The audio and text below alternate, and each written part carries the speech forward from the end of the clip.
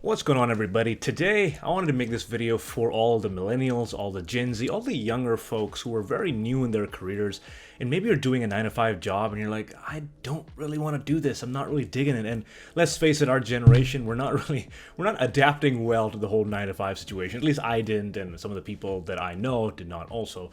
So if you're in that spot where you're like, I can't do this, I'm showing up to work, I don't see myself doing this, I wanted to share with you my story and the story of a client of mine, both of us who are around the 25 age, and how we managed to pluck ourselves out of the 9 to 5 and how you might be able to as well. Now, I want to pre-frame this under the context that you don't have any real world experience or you don't have a lot of skills. Like a lot of people say, oh well, I'm not good at anything, I don't have something that I can teach, I don't have a certification in something, I haven't taken a course in something, I can't really do anything about it, so how do I exit? So in this video I wanted to give you a manual of sorts of how I've been able to transition out of 9 to 5. Okay, when I graduated with a master's of education, and I was pretty good at public speaking, but I never really did anything with it. I never went and made a business out of it. Now, looking at hindsight, I probably should have. But once I graduated, my first job was working at a hair salon as a receptionist. So I was cleaning hair, folding towels with a master's degree. Imagine that, right? It really hurts your self-esteem because you're that qualified. But for me, the problem was I couldn't get a job because I had no industry experience. I had never been a quote-unquote counselor or an educator before in an actual setting. So I didn't know what kind of job I could get. I was quite frankly overqualified and underqualified for some jobs, so I didn't know what to do.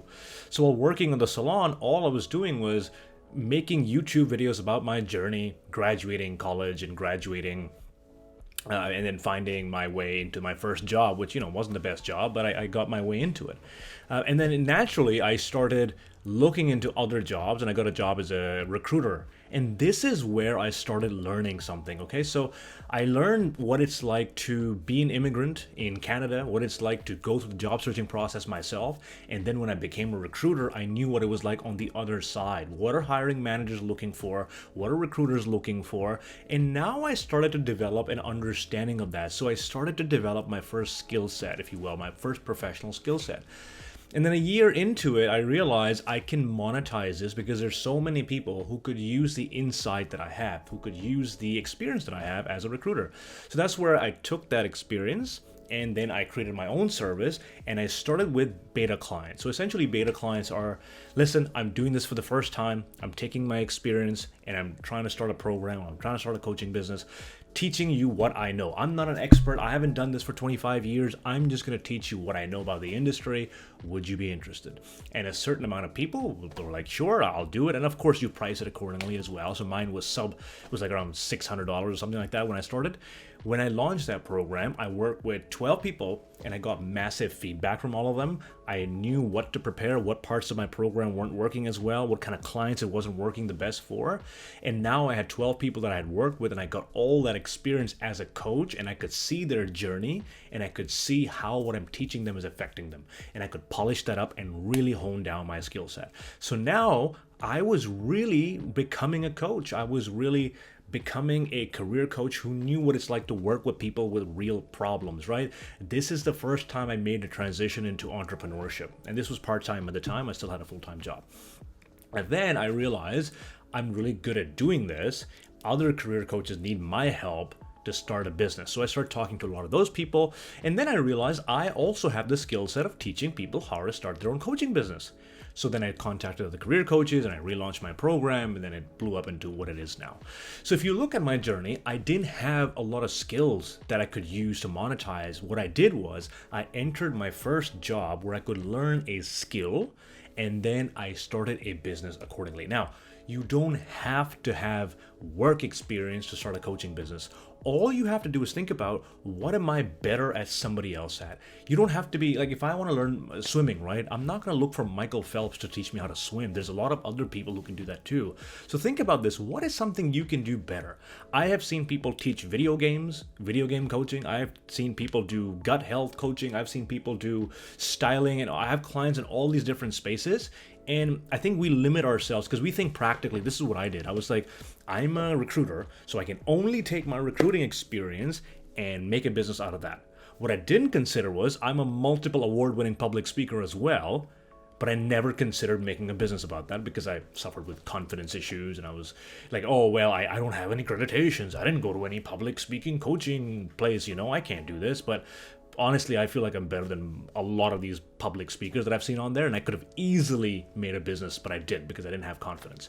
So think about this. Think about what kind of skills do you have, not just professionally, but outside that as well. Maybe you're really good at yoga, or your workout routine. Maybe you're in really good shape and you know how to lose weight and get fit. Maybe you're somebody who's really productive and you can help people save time and become more productive. All these things are different skills that you can do.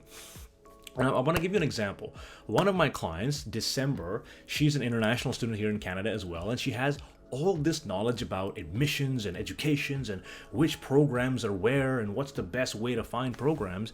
And she's like, I'm trying to get myself out there. MC is her name, by the way. You can look it up, put like a YouTube thing on here. She's blown up. So she was like, I have the skill set, but I don't know how to monetize it, right? Like, what do I do with all this accumulation of information we have? She was charging like $69 for a basic checklist or something like that. So instead, we created a package for her where she could take all the information she has, teach it to other people in a nice, condensed, structured way, and her price went from $69 to $2,800. Now, she also had less than 1 year of experience here in Canada, and I think right after that 1 year of experience, because that's the immigration requirement, she was making $20,000, $30,000 a month, and eventually she sent me a message like, listen, I'm gonna quit. I'm gonna quit my job, and then she quit her job, and she's around my age as well. So I've seen this happen countless times. If you're somebody right now who's like, how do I get out of this whole 9 to 5? How do I do something else? First thing you need to know, you need to be working on something on the side. You need to be developing a skill set, or you need to be developing a business. If you have a skill set, work on the business. If you don't have a skill set, work on developing the skill set first, and then go and develop your business. Now, some ideas could be, let's say you have an interest in public speaking, you have an interest in even dating, you have an interest in bodybuilding, whatever. Find people on Instagram, LinkedIn, Facebook who are doing the things that you like doing.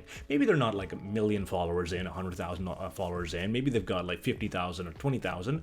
Shoot them a message. Trust me, shoot a number of them a message, and a percentage of them will reply. They'll get on a call with you and just ask them, listen, I'm a huge fan of what you do. I'm considering this as a career for myself. I just want to know, how did you get into this? What went well? What were the challenges you had, and what advice would you have for someone like myself? You talk to enough people in enough industries where you want to operate, and they will give you the blueprint of how to get there, right? So if they say, well, I became a fitness coach because I was really passionate about it, and I went out and got the certification, and then I learned how to put a business together. I did these steps sequentially, and if you can do that, you'll launch your business too. Now you know. So if you talk to enough people and you acquire enough information, you will know exactly how to do that as well, okay? So step one, acquire some sort of skill set. If you already have a skill set, try to phase that into a business. Think, who would benefit from the skill set that I have? Who could I teach this to? Who are people that would need this information? So a great example could be social media. A lot of people, younger generation, they're so good at social media, Instagram, Facebook, all that stuff. I know so many people in their 50s and 60s, it's like, we don't understand this stuff. We don't understand the algorithms of YouTube and Instagram and how to make a post, how to write a story, how to make a reel. These things are complicated, but you might have that skill set that other people don't. So again, go talk to people, learn about what their needs are, and once you identify these are things I'm good at or good at compared to these people, you can start charging them for your service and eventually phase yourself out of 9 to 5. So think about it like this. If you have one client at 2,000, right? You need 2 clients a month. 2 clients a month to make 4,000, right? That's like on the lower range, right? You get 3, that's 6,000. So to shift out of 9 to 5, it's not that hard. My typical clients, between 45 and 60 days, they make $10,000 working with me. So I want you to consider that timeline. If you absolutely had your back against a wall and you had to make $10,000, would you do it or not? And I guarantee you would, because I've seen it time and time and time again, okay? So again, work on your skill set, and listen, there is a way out of this whole 9 to 5 thing. I have a full free resource in the description for you. It's called the 10 Steps to 10K. How can you take 10 steps and make your $10,000 that way, okay? Hopefully this was helpful. If it was, please do support the channel. I appreciate it if you could subscribe and like the video. See you in the next one. Take care.